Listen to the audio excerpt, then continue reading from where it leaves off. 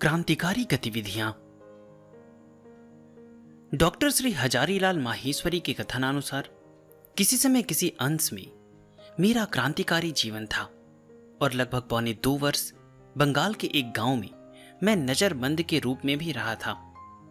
पर आज न तो वह जीवन है और न वह काल है। उस समय देशभक्ति व्यापार नहीं था, वह बाजार में बिकती नहीं थी। देशभक्ति सिद्ध करने के लिए कारागार के प्रमाण पत्र की आवश्यकता नहीं थी। वह था मातृभूमि की स्वतंत्रता के लिए बिना किसी आशा आकांक्षा के जीवन को उत्सर्ग कर देने का निर्मल भाव।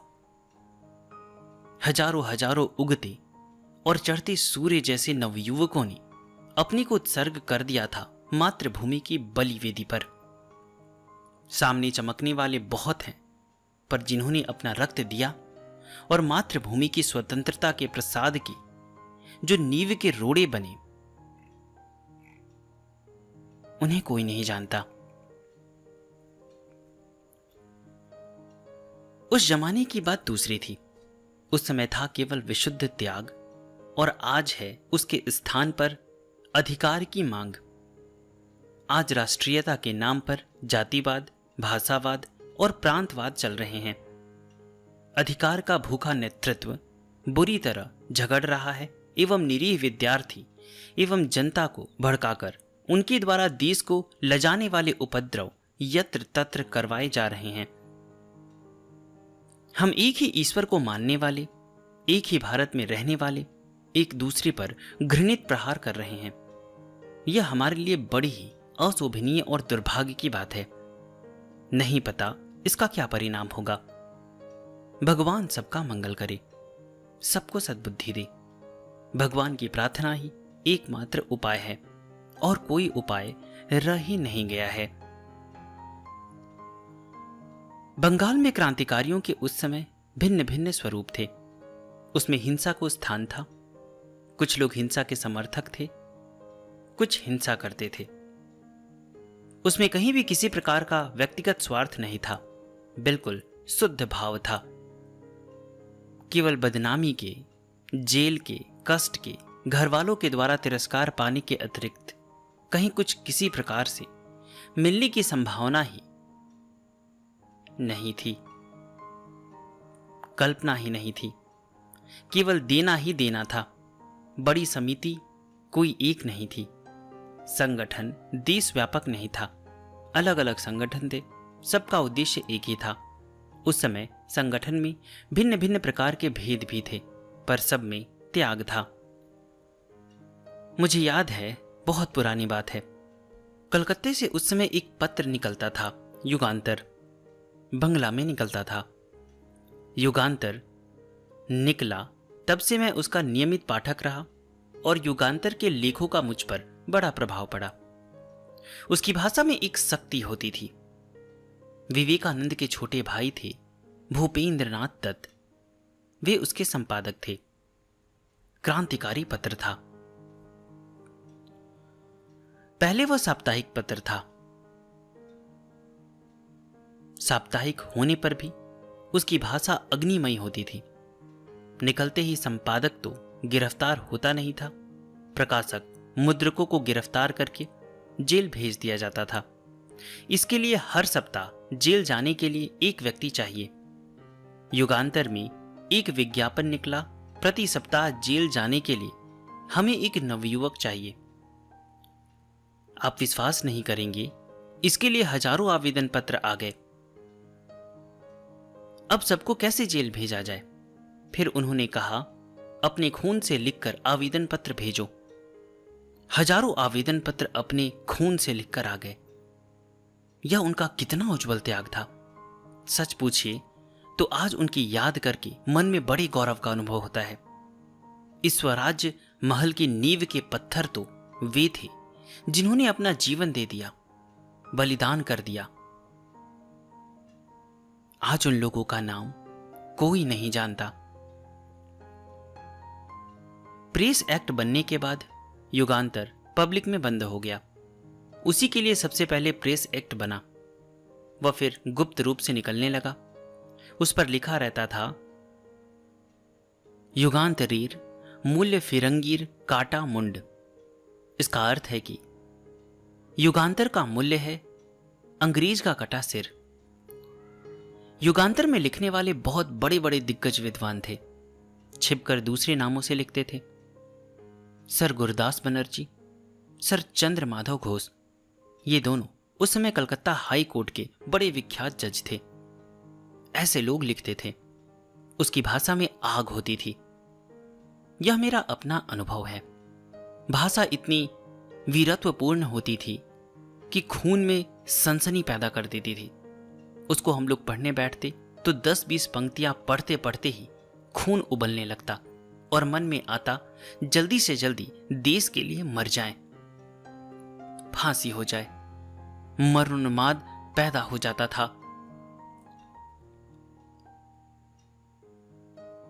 वह विप्लववाद का जमाना था। मेरी भी उस समय रुचि विप्लववादी थी। यद्यपि घर के संस्कार ऐसे नहीं थे, पर रुचि हो गई थी। एक ऐसी पत्रिका निकलती थी, संध्या। स्वदेशी आंदोलन में सबसे पहले मेरा परिचय संध्या के संपादक श्री ब्रह्म बांधव उपाध्याय से हुआ। उसके पश्चात पंडित गणपति काव्यतीर्थ, श्री श्याम सुंदर चक्रवर्ती से परिचय हुआ।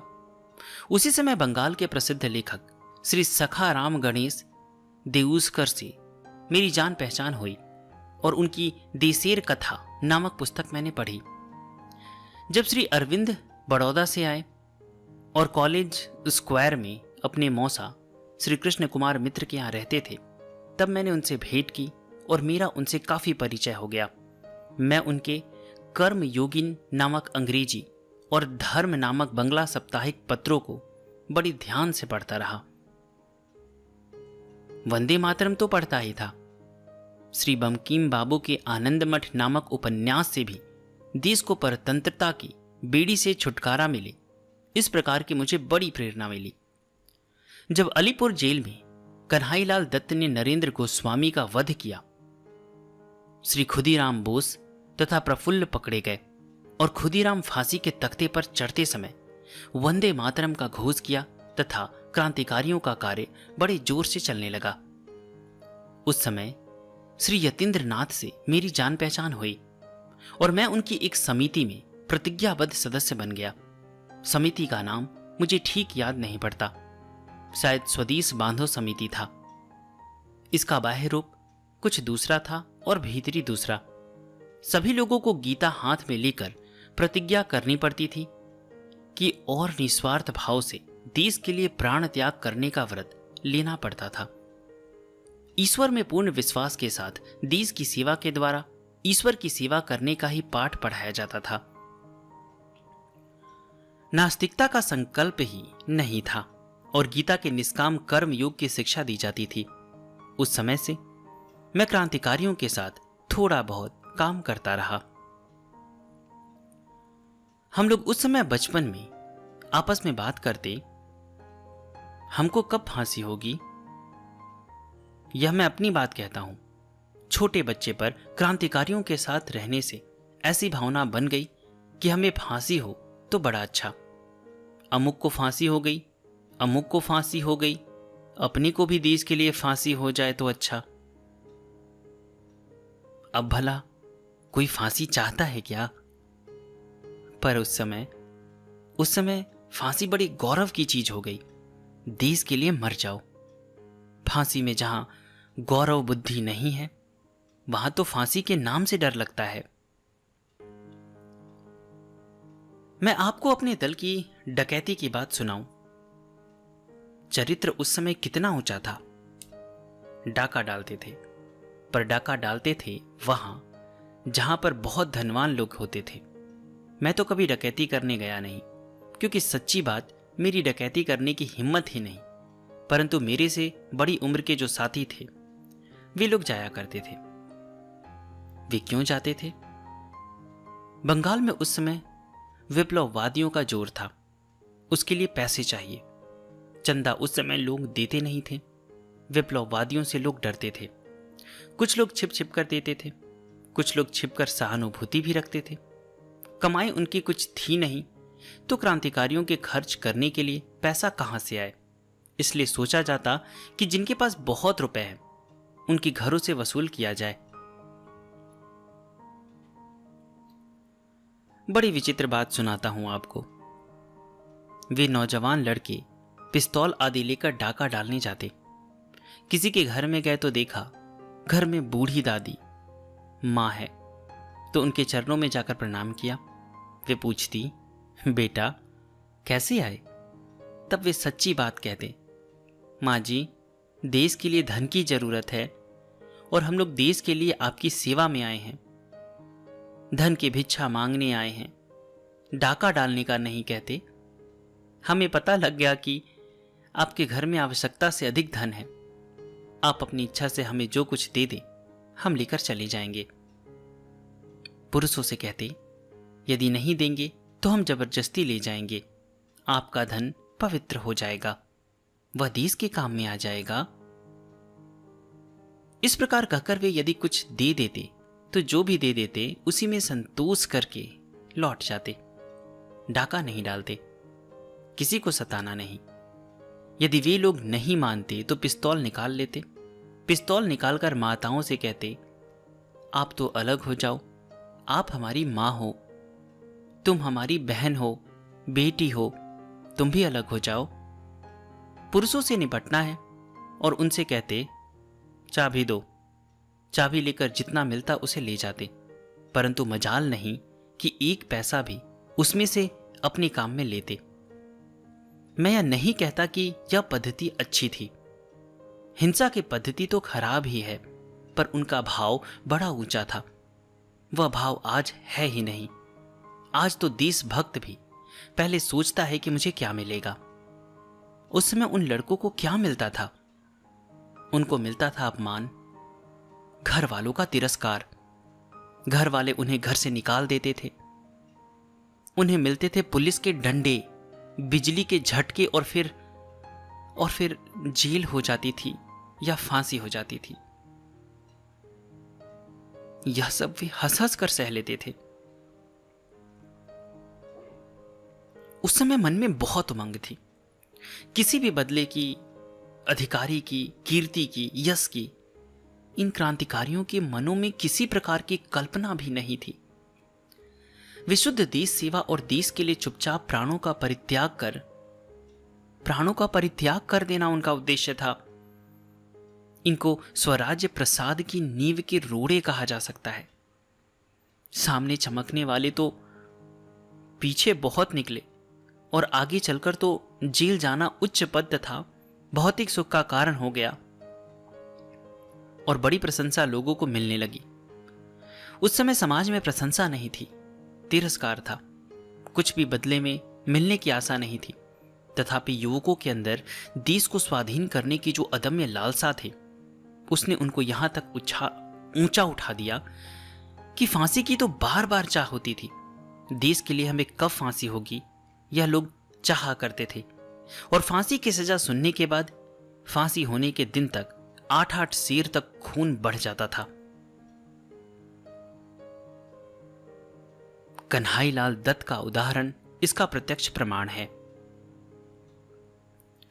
मैं आप लोगों से निवेदन करूंगा कि ये जो एपिसोड है आप लोगों को ज्यादा से ज्यादा शेयर करना चाहिए, क्योंकि कल की जो लीड करेंगे इस महान भारत को, अगर उन बच्चों तक, उन लोगों तक ये बातें पहुंचती है तो उनके अंदर भी देशभक्ति की वो प्रचंड भावना आएगी जो हमारे देश को बहुत आगे तक लेकर जाएगा। ये जो मैं अभी बातें कह रहा हूं ये मैं अपनी तरफ से बोल रहा हूं और आगे आपकी मर्जी। मैं भाई जी की चरितावली में अपनी तरफ से कुछ भी नहीं जोड़ना चाहता, लेकिन मैं ये जब पढ़ रहा हूं तो मुझे ऐसा लगता है कि इसे हर जन तक पहुंचाना चाहिए। आगे प्रभु की इच्छा। तो आइए आगे हम जीवनी सुनते हैं। रोड़ा कांड।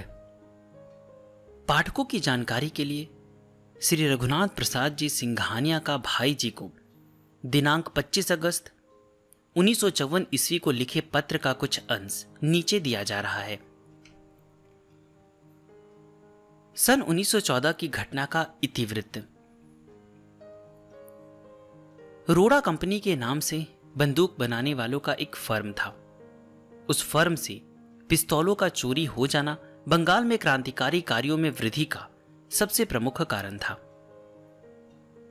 26/8/1914 बुधवार के दिन जिस क्लर्क के जिम्मे कस्टम ऑफिस से बंदूक का और गोलियों के पार्सल छुड़ाने का कार्य था, उसने 202 पेटियों को वहां से छुड़ाया, पर अपने मालिक के बंसी टोड रो स्थित गोदाम में वह सिर्फ 192 पेटियों को ही लेकर आया। उसके बाद वह यह कहकर वहां से चला गया कि बाकी बची हुई पेटियों को लेकर वह वापस आ रहा है। वह फिर कभी नहीं लौटा। 3 दिन के बाद इस घटना की रिपोर्ट पुलिस में दी गई। उन 10 बक्सों में 50 माउजर पिस्तौलें थी और उनमें काम आने वाली 46,000 गोलियां थी।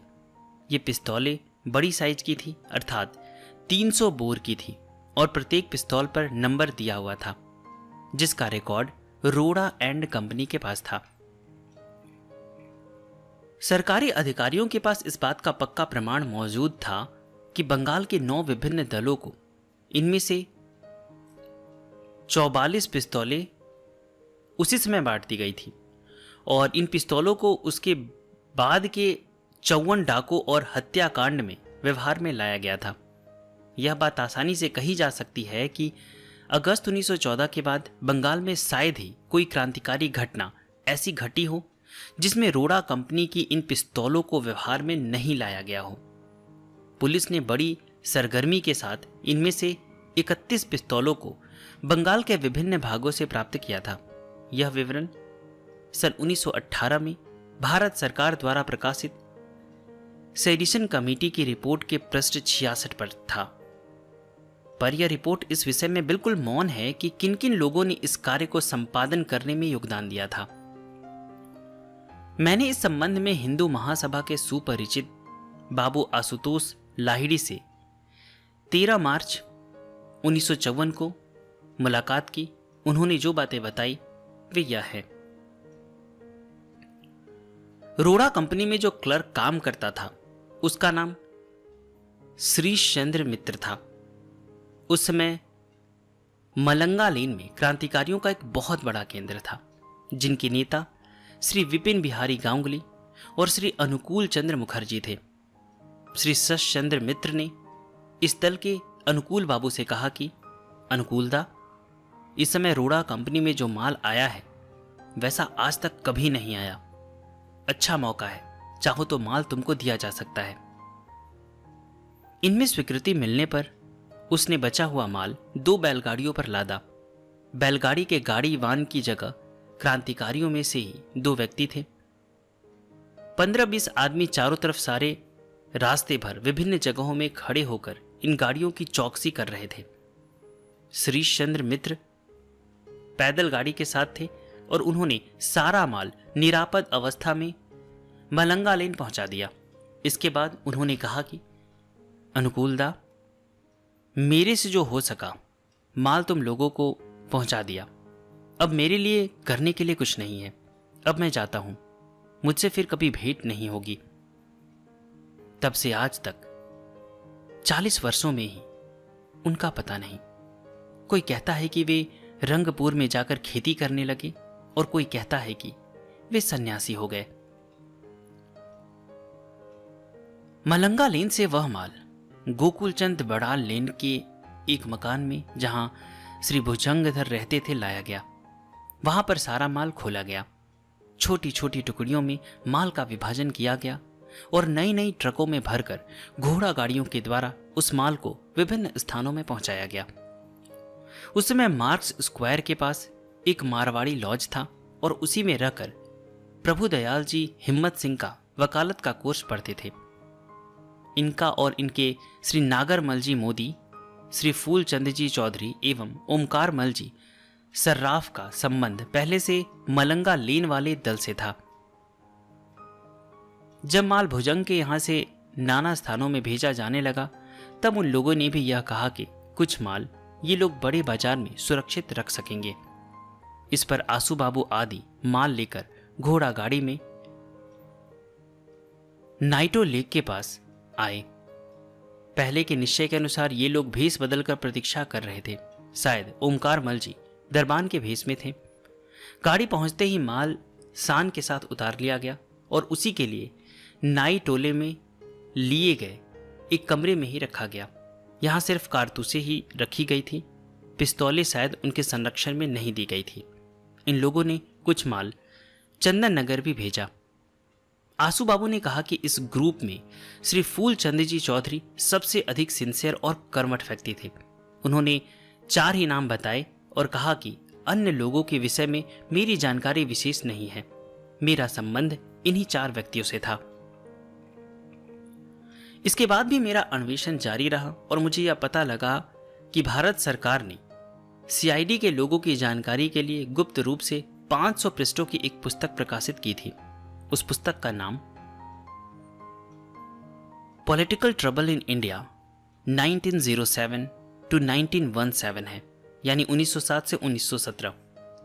उस पुस्तक से जो पता लगा वह यह है। पहला, कस्टम हाउस से जिस व्यक्ति ने पिस्तौलें और कारतूस गायब कर क्रांतिकारियों को सौंपा उसका नाम श्रीशचंद्र मित्र था। दूसरा, सारी बक्से 7 बैलगाड़ियों पर लादे गए, जिनमें से 6 बैलगाड़ियां कंपनी के गोदाम पहुंची। 7वीं गाड़ी को लेकर श्रीशचंद्र मित्र गायब हो गया। इस गाड़ी पर 50 पिस्तौलें और 46,000 कारतूस थे। श्रीशचंद्र मित्र पर इसके पहले से पुलिस को संदेह था और इस घटना के 4 मास पहले उसके घर की तलाशी भी ली गई थी। यह तलाशी कलकत्ते में 2 यूरोपियनों की हत्या के षड्यंत्र के संबंध में थी। सदैव की तरह पुलिस को अपनी जांच पड़ताल में सर्वसाधारण का कोई सहयोग नहीं मिला। जिन आदमियों ने देखा भी था सबने इस संबंध में अपनी अज्ञानता ही सूचित की और जिन गवाहों ने जिन लोगों के नाम बताए थे वे उन आदमियों को अदालत में दिखाए जाने पर मजिस्ट्रेट के सामने पहचान नहीं सके। 15 जुलाई 1955 को एवं उसके पश्चात श्री रघुनाथ प्रसाद जी सिंघानिया को लिखे पत्रों में भाई जी ने अपने क्रांतिकारी जीवन की बहुत सी बातें लिखी हैं। पत्रों के कुछ अंश प्रस्तुत हैं। गीता प्रेस, गोरखपुर, 15 जुलाई 1955। प्रिय श्री सिंघानिया जी, सप्रेम हरिस्मरण। सन 1914 की घटना का इतिवृत्त जो आपने लिखा है वह बिल्कुल सत्य है। क्लर्क का नाम जहां तक मुझे याद है श्रीशचंद्र मित्र था। इस घटना के कुछ दिनों बाद हमारी दुकान में जो पारख जी की कोठी में थी तलाशी हुई थी, पर मेरे ससुर श्री मंगतू राम जी सारावगी का पुलिस वालों के साथ कुछ संबंध था और उनके प्रयत्न से वे सब कागजात उस समय दबा दिए गए थे। भाई फूलचंद जी चौधरी के मकान में पिस्तौलों के बंडल मिलने की बात जहां तक मैं समझता हूं सर्वथा निर्मूल है। यूं संभव है उनके घर में कोई पिस्तौल रहा हो, सो पिस्तौल तो हम लोगों में से कईयों के पास थे। रोड़ा कंपनी के पिस्तौल जहां तक मुझे मालूम है हम लोगों को नहीं दिए गए थे, बंगालियों में ही बांट दिए गए थे। कारतूस कई जगह सुरक्षित रखे गए थे और उनके रखवाने में कई लोगों का हाथ था। पंडित बाबूराव विष्णु पराड़कर भी उनमें से एक थे, यद्यपि वे हमारी समिति के सदस्य नहीं थे।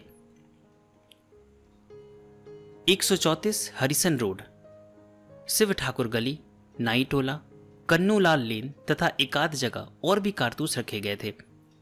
श्री फूलचंद जी चौधरी के घर में कारतूस नहीं मिले थे। जहां तक मुझे मालूम है श्री ओमकार मल जी सर्राफ दरवान के वेश में कहीं पर भी कभी नहीं थे। नाई टोला वाले मकान और कन्नूलाल लेन वाले मकान में कारतूसों के उतरवाने और रखवाने का काम करने वाला था सुखलाल नामक हमारा अत्यंत विश्वस्त जमादार। पहले उसके 2 मामा कालीचरण और शिवदीन हमारे यहां रहते थे, फिर वह रहने लगा। उन्नाव जिले के नारायण दास खेड़ा नामक गांव का वह निवासी था। बड़ा बहादुर और विश्वस्त आदमी था। नाई टोला के मकान में और कन्नूलाल लेन के मकान में उसी ने कारतूस रखवाए थे और वही उन्हें हटवाने के काम में भी प्रधान था। उसकी सहायता से चंदन नगर भी कुछ माल भेजा गया था। मेरा तो उनमें इतना ही हाथ था कि मेरे जमादार ने यह सब काम किया और कारतूसों के 2 ट्रक श्री बनारसी प्रसाद जी झुंझुनवाला की गद्दी में, जो चितपुर रोड में थी, आए थे। वहां से दोनों पेटियों को झांके पर बनारसी बाबू ने ओमकार मल जी सर्राफ की सूतापट्टी के मकान में पहुंचा दिया गया था और वहां से दूसरे झांके में वे पेटियां हमारी दुकान पर आई थी। यह अनुमानतः रात्रि 7 से 9 बजे के बीच में काम हुआ था। उन पेटियों के कारतूसों को कन्नूलाल लेन में रखवाया गया था। रोड़ा कंपनी के इस कांड से तो मेरा, ओमकार मल जी सर्राफ का और श्री बनारसी प्रसाद जी झुंझुनवाला का इतना ही संबंध था। बनारसी बाबू जिस झांके पर सूतापट्टी माल पहुंचा गए थे, वह झांके वाला पुलिस को नहीं मिला, परंतु श्री ओमकार मल जी के घर से हमारी दुकान पर जो झांके वाला आया था वह पुलिस को मिल गया। इसलिए ओमकार मल जी का और मेरा इस घटना के साथ संपर्क पुलिस को मालूम हो गया था। बनारसी बाबू और सुखलाल के संबंध में पुलिस को कभी कुछ मालूम नहीं हो सका। इसके बाद सन 1916 के मार्च या अप्रैल में सीआईडी के एक बंगाली पुलिस ऑफिसर ने श्री फूलचंद जी चौधरी से भेंट की और उन्हें बतलाया कि किसी बंगाली क्रांतिकारी युवक ने पुलिस के सामने सारा भेद खोल दिया है और उसमें आप लोगों के नाम हैं। नामों में श्री फूलचंद जी चौधरी, प्रभु दयाल जी हिम्मत सिंह का, ज्वाला प्रसाद जी कानोड़िया, श्री घनश्याम दास जी बिरला, ओमकार मल जी सर्राफ और हनुमान प्रसाद पोद्दार, ये नाम बताए और उसने कहा कि 10,000 रुपये हमें दे दिए जाए तो हम उन सारे कागजों को नष्ट कर दें। सलाह हुई। रुपए देने की बात हम लोगों को नहीं जची। इसके विपरीत कांड हुआ। फूलचंद जी चौधरी ऑफिशियल असाइनी ऑफिस में काम करते थे। उसके बड़े साहब फूलचंद जी को बहुत मानते थे और वह बड़े साहब शायद पुलिस कमिश्नर, शायद मिस्टर टेगर्ट के बहनोई लगते थे। फूलचंद जी ने अपने बड़े साहब से कहा कि इस तरह से सीआईडी का अमुक कर्मचारी रुपए ठगने के लिए हम लोगों पर इल्जाम लगा रहा है, इसकी जांच होनी चाहिए। सोचा गया था कि इससे मामला दब जाएगा, परंतु पुलिस कमिश्नर ने जांच करके उस अफसर को तो निकाल दिया, पर हम लोगों के संबंध में उनकी धारणा दृढ़ हो गई कि इनका संपर्क इस घटना से अवश्य रहा है। अतएव हम लोगों को गिरफ्तार करना सुनिश्चित हो गया। प्रभु दयाल जी तो जहां तक मुझे याद है पहले ही गिरफ्तार हो गए। घनश्याम दास जी बंबई में थे और जहां तक मुझे याद है श्री वैजनाथ जी केडिया को उनके पास भेज दिया गया था कि वे जाकर उनसे सारी बातें बता दें और फिर वे जैसा उचित समझे अपने लिए व्यवस्था करें। मालूम हुआ कि वे हम लोगों की गिरफ्तारी के समय गुप्त रूप से दक्षिण उटकमंड चले गए थे। पीछे कैलाश चंद्र बोस के प्रयत्न से उनको गिरफ्तार करने का संकल्प बंगाल सरकार ने त्याग दिया और वे उटकमंड से लौट आए। संक्षेप में ये बातें हैं। क्रांतिकारी दल से तो मेरा संबंध था और क्रांतिकारी आंदोलन में यथासाध्य सम्मिलित भी था, परंतु रोड़ा कंपनी के इस कांड में मेरा इतना ही संबंध था जितना ऊपर मैं लिख चुका हूं। अंग्रेजी सरकार द्वारा गिरफ्तारी अलीपुर जेल में। सन 1916 में बंगाल की अंग्रेजी सरकार ने मुझे गिरफ्तार किया। एक धारा थी waging war against the king, जिसका अर्थ होता है बादशाह के विरुद्ध युद्ध घोषणा करना। यह धारा लगाकर हम लोगों को गिरफ्तार किया गया। मेरी गिरफ्तारी शायद 1 अगस्त 1916 को या इससे 2-3 दिनों पहले ही हुई थी और उस समय मैं Birla Sarraf company Clive street के ऑफिस में था। गिरफ्तार होने के बाद लगभग 15 दिन तो मैं डुलेंडर हाउस में रखा गया। उस समय बहुत अधिक गिरफ्तारियां हुई थी। डुलेंडर हाउस की सारी कोठरियां भरी थी। उस समय बंगाल में लगभग 1600 व्यक्ति गिरफ्तार हुए थे। गिरफ्तारी में मेरे साथ प्रभु दयाल हिम्मत सिंह का, कन्हैयालाल चितलांगिया, ज्वाला प्रसाद जी कानोड़िया, फूलचंद चौधरी, बाबूराव विष्णु पराड़कर और ओमकार मल सर्राफ थे। घनश्याम दास जी बिरला पर भी वारंट था, पर वे गिरफ्तार नहीं हुए। उटकमंड चले गए थे। फिर वहां से वारंट रद्द हो गया। उस समय मेरे साथ अलग अलग कोठरियों में श्री फूलचंद जी चौधरी और ज्वाला प्रसाद जी कानूड़िया भी थे। 15 दिन वहां रहने के बाद हम लोगों को अलीपुर जेल भेज दिया गया और वहां एकांत कोठरियों में रखा गया। शायद 14 दिन वहां रहे। 1 महीना तो मुझे कलकत्ते के ड्यूरांड हाउस और अलीपुर जेल में रखा गया। पहले पहल जेल में पहुंचा तो वहां मन घबराया। जवान था, 24 वर्ष की उम्र थी। घबराहट हुई तो मन में आया भगवान का नाम जपे। उससे पहले भगवान का कुछ नाम तो घर में भी मैं लेता था। मेरी दादी भी नाम जप करती थी, पिताजी भी जप किया करते थे और मेरा इतना अभ्यास नहीं था। वह एकांत कोठरी थी, बाहर ताला लगा हुआ था। बुद्धि भी नहीं, सोचा बिना माला के कैसे जपे। जेल में सीख चौके सामने एक संतरी पहरा दे रहा था। प्रौढ़ उम्र का यूपी का हिंदू ब्राह्मण था। मैंने उसको बुलाया और कहा कि एक माला दे दीजिए, मुझे जप करना है। उस पहरेदार के अलावा दिन भर में और कोई दिखाई नहीं देता था। वह कोठरी एकांत में थी। उसने कहा, माला तो मैं ला नहीं सकता, मेरे पास तो माला है नहीं और जेल में कहां से लाऊं। उसने एक युक्ति बताई। वह युक्ति मेरे ध्यान में आई नहीं। मैं भी कर सकता था पर बुद्धि में वह बात आई नहीं। उसको मैं गुरु मानता हूं। उसने कहा, अंगुलियों पर गिनती कर लो और जब 108 पूरे हो जाए तो एक मैं लोहे की कील देता हूं, उससे दीवार पर एक लकीर खींच दो। एक माला हो गई। मैंने कहा ठीक है। उसने मुझे लोहे के सीखचों के अंदर एक कील दे दी। इस प्रकार मैं अलीपुर जेल में जप करने लगा। लंबे काल तक नाम जप का अभ्यास पहले पहल वहां जेल में हुआ। वह जेल का अभ्यास फिर नजरबंदी में चला।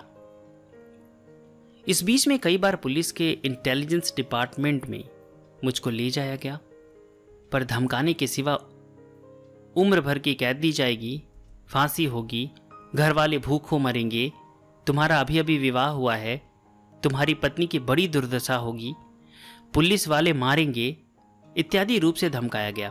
परंतु मुझको कहीं किसी अफसर ने न तो मारा और न कोई अन्य कष्ट दिया। मैंने सुना कि कुछ बंगाली तरुणों को बिजली के धक्के दिए गए थे और मारा भी गया था। जहां तक मुझे मालूम है, श्री ज्वाला प्रसाद जी को भी सताया नहीं गया था, परंतु फूलचंद जी चौधरी को उनके घर पंजाब प्रांत में भेज दिया गया था और पंजाब की पुलिस ने उनको बहुत कष्ट दिया था। उसके बाद सरकार ने केस नहीं चलाया। केस के लिए पुलिस को पूरे प्रमाण नहीं मिले। यद्यपि प्रमाण थे पर पुलिस को मिले नहीं। बिना प्रमाण के केस चल नहीं सका। तब सरकार ने हमें डिफेंस ऑफ इंडिया एक्ट में नजरबंद कर दिया। हम लोगों से पूछा गया, कौन कहां रहेगा। सेठ जी यानी श्री जयदयाल जी गोविंदका के संपर्क के कारण मैंने कह दिया, बाकुड़ा।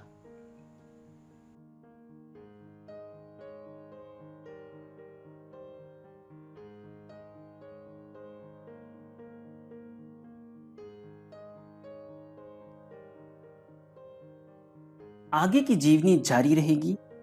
आप सभी हमारे साथ बने रहें। चैनल के वीडियो या प्लेलिस्ट को चेक करें, वहां पर आपको बहुत सारे संतों की जीवनी मिल जाएगी। डिस्क्रिप्शन में मैंने कुछ लिंक दिए हैं, अगर आप चाहें तो उन्हें भी देख सकते हैं।